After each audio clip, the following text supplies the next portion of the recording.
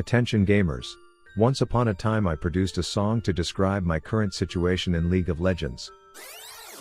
I'm hard stuck. That's what all the haters say. I'm hard stuck, giving all my LP away. I'm hard stuck, same rank different day. Cuz elo hell's my home and I'm here to stay. And the truth is I'm insecure about being hard stuck to the point where I've hired a therapist. But the sessions are dominated by my wife saying it's more like soft stuck in the bedroom, so I've been living a double life as Boosted Betty at night, trying to climb through the depths of elo hell like a Chad Christian Bale climbing out of the pit in Batman. And after marinating in silver for over 100 games, I've learned two valuable things. First, I suck more than a commercial grade vacuum cleaner on steroids, and second, you can avoid being autofilled by queuing as support every time it says activated. But actually trying to support these low elo players is like strapping a push-up bra on a 4-year-old boy. There's not much there to support, so I have resorted to playing carry mages, and with the latest invention of Vigilant Wardstone, I have discovered that with just 2 items you can increase your AP by almost 50%, resulting in quite the late game carry status as a support. But this unknown OP item also increases a bunch of other shiz, including HP by 12% too, so a scary thought came to my mind.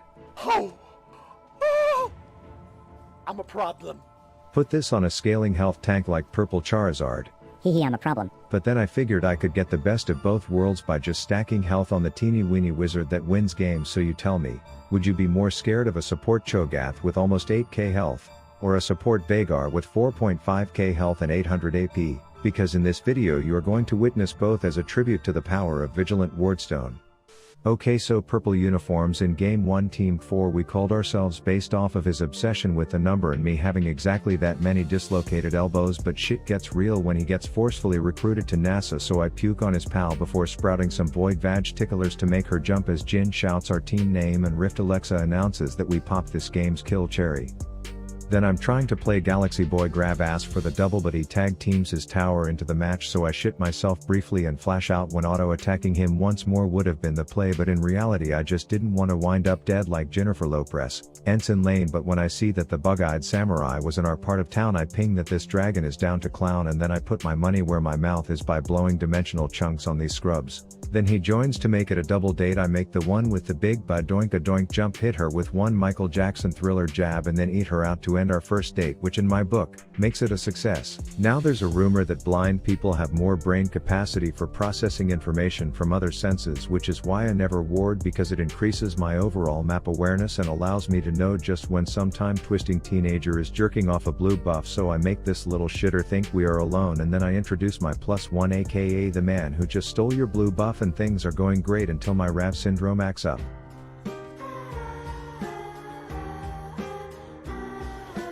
And sure enough, Yi is a capital P pussy, so he opts to not auto once more, which is whatever. But what is not whatever is that while he is in the shrubs trying to pull up the replay of my failed Q, I am over here half chub waiting for him to join in so we can DP this hoe, but he literally waits until my nut is busted and back in fountain to join in, which I'm not gonna lie made me madder than a mosquito at a mannequin factory. And apparently every time I step away from lane, my AD runs and whips his 4-inch meat stick out and yells who wants to fuck this, so he is gray screen timeout, leaving me alone as that coveted shiny Charizard that every red bar in the area is drooling over. So it's obvious they will tank the Tower of Terror for a chance to tame me, and the best I could do was make that asshole astronaut jump so that his tenure under turret was long enough to get his tail tapped.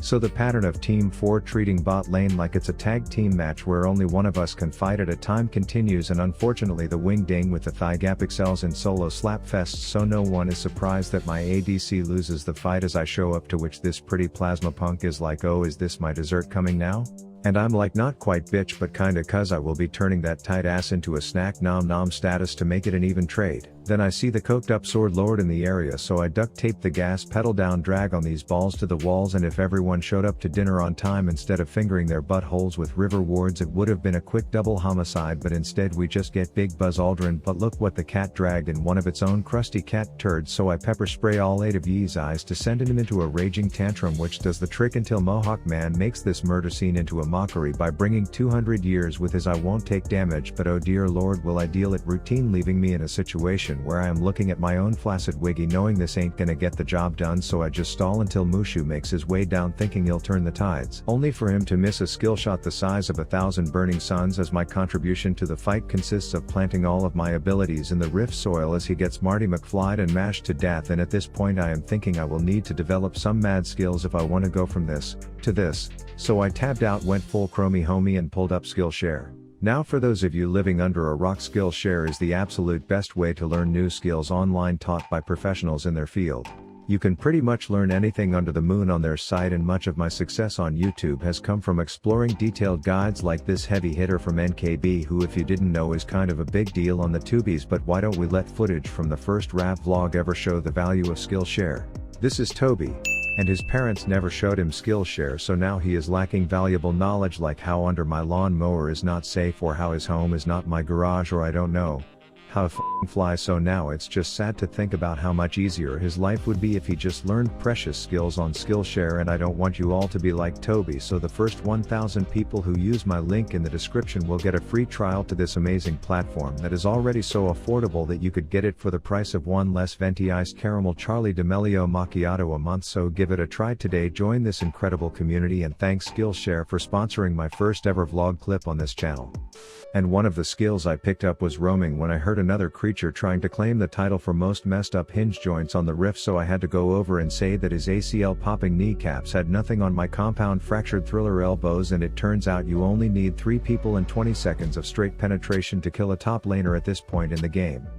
Then I head mid to see if anyone is down to queue up some 20-minute ARAM, and sure enough, Plasma Patty's in a worse position than a tampon in a wide-set vagina, so needless to say she gets covered in blood, and then the crusty cat turd lands a nose tackle worthy of tickling the hairs on my purple demented gooch as I participate in the Peril Plague Parade, not exactly sure what to do with my fucked up hands when I have no cooldowns, but at least I can say I was here. And then quite the greedy move out of Mr. Waternews puts another tally in the team elbow column, which lets us set up a little sneak attack in the weeds by the wyvern, because League is always better with a little cheddar, as I make sure the wingy woman doesn't leave while he is inspecting her anus at super speed. We get in a bit of a tussle with the plus-sized simp from space, but when I see kneecaps busting I take the hint to GTFO, opting to wait for the other player on purple team 4 to come in so we can orchestrate a flank to issue a spank, and then I gobble him up to earn my bank. But Jin was acting like he slipped and landed ass impaled on a cocaine-filled pixie stick just ready to rock, but I was less than a bard's fart from death, so I made like horse shit and hit the trail, only to hear Rift Alexa announce what went down in my absence, and sure enough he has something to say, so I try to explain my actions in a way that I would think his remedial counting ass would understand, but I guess while we were bickering, the enemy team was devising a plan for the most efficient way to throw the lead they just got by circle jerking each other off in the shrubs, which ends in them all dying. Yes, give me the G to help me erect my HP, and this brought me to about 5k green beans, and after 2 of the extra dumb douches that Riot so elegantly named my teammates die, I decide to limit test aka greed before I feed, with the goal of getting a final feast, and sure enough I'm able to remind this Kaisa that ADCs go to the back of the base before getting out. Hashtag tank meta, nothing gonna kill me. And the theme of me being in a worse position than a fat poor dude at Coachella continued due to my IQ decreasing at the same rate my HP was increasing, so I hit more greed to get more Kaisa feed, only to prove that I fell out of my mom's vagine flat on my head the day I was born with flashes like that. And while I needed competent teammates worse than Lena Rhodes needs 68 paternity tests, the only silver lining was that the enemy team kept overstaying more than an unemployed family who just won an extra night at a Marriott, so I just roamed around waiting to see those health bars get to chomp threshold so I could get my chomp on. You know, I just wanted to mash a mukbang, so that I could hit my ult and get another stack, and surely I was going to get to eat someone soon. Fuck. Anyways, in case my gameplay didn't make this abundantly clear, hopefully me trying to stack off of one of the small pups will demonstrate that I was indeed a first-time Cho'Gath, but a tanky one at that, with the help of Vigilant Wardstone, and I was close to 8k health, ready to eat the shit out of any Neil Armstrong Agro Dolce served on a platter to me. But turns out my size and health were just the opening acts to Echo, who came in saying dragon?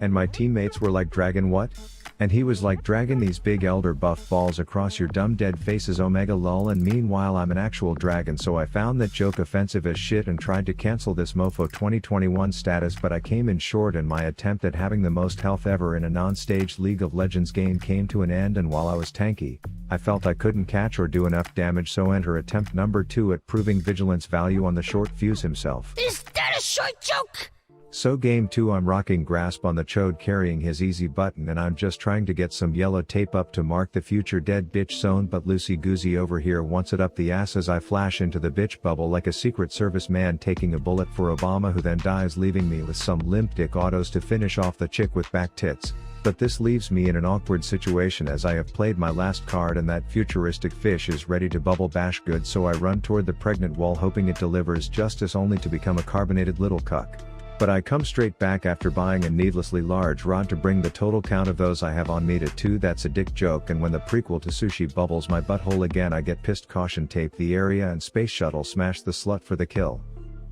Then a minute later, Ted from that movie where Mark Wahlberg is trying to give Mila Kunis the D comes down, so I circle the jerk, which makes him second guess his outfit as the mountain shits out a wheat farmer and Obama unloads enough bullets into the bear to get his kill stolen by yours truly. This prompts a pussy pursuit, which ends in me executing a perfect zoning cue before Kane delivers the pain and Kaisa gets slain. Then it's worth noting we made Nami say Nani, and when the chick in the midst of her evolution into a dragonfly comes sipping back to lane, I keep her in custody for the killing I just witnessed before demonstrating what this big Staples easy button does when I press it. And I started to develop a good friendship with this Kane from hanging out with him so much bot, and one of the things he told me was that the honey you get up north is the best, so I head that way to see if the local beekeeper could hook me up, but apparently he had passed away just before. So I head mid thinking if I can't get that northern honey then I'm at least stopping on the way home to get some fresh kale, only to damn near eat a whole bunch in one bite. And at this point me and this anime reaper are like the traveling circus, except instead of performing tricks we just murder people, and when I say we I mean him, as I'm just that abnormally short dude dressed up for no reason with the task of cleaning the leftover elephant shit off of Jumbo's asshole. This lets me complete my wicked wizard hat that pairs nicely with a juicy blue buff, but turns out blowing all your cooldowns to steal it from your mid laner ends in a flaccid fap attack, which doesn't get better if you then blatantly donate everything as it comes in stock. That said, singed players are programmed to desire death, so he runs back in, and as a quote-unquote cute little guy I don't appreciate being lifted or tossed, so I jam my win fight button. That was easy. Then the next fight I'm doing my best shy guy at an orgy impersonation and quietly watching everyone else fuck each other, and I don't really know why I have no confidence, because when I did join in, my performance left this one chick literally stunned and knocked dead. And I know rule number 1 about this piss pit of a game is to not chase a singed, but when he runs face first into a glass door you gotta point and laugh, or if you are Obama fire 30 bullets into his embarrassed ass. So at this point I have both my mythic and vigilant wardstone, making me quite a diversified douche of deadly stats demonstrated by the dick, and I give this Kaisa and then a little linger like losers strat ensues until I hit the laggiest one shot on the Toyota Nami. And having 3200 health at 28 minutes with more CC than a group text and enough burst to fill the entire cast of Bye Bye Birdie might not be for everyone, but at this point I was considering trademarking this build. Add Baron and an Iron Elixir to the mix and I became the first Vagar in generations of teeny weeny wizards to stand at a height many haters would say is impossible with my genetics, but you can't argue with 4.5k health, 800 AP and enough utility to make sure no one on the enemy team was having any fun. So with that, spread the word that Rav now wards in the form of building vigilant wardstone, and for all the people in my comments trying to say I'm a poser as if playing norms is somehow a sin, I will just expose myself by saying this was draft pick, so I hope you feel accomplished. Brush your teeth tonight and subscribe to my damn channel. Rav out. I'm hard stuck. That's what all the haters say. I'm hard stuck, giving all my LP away. I'm hard stuck, same rank different day, cuz Elo hell's my home and I'm here to stay.